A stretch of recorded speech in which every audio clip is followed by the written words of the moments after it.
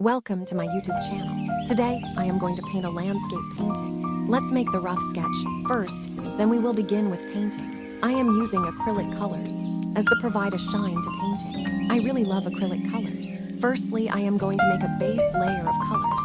Then I will begin to add some more light and dark shades to make it more realistic and beautiful. Process of painting is like a therapy for me. It is so relaxing. I hope you will also enjoy the process as well.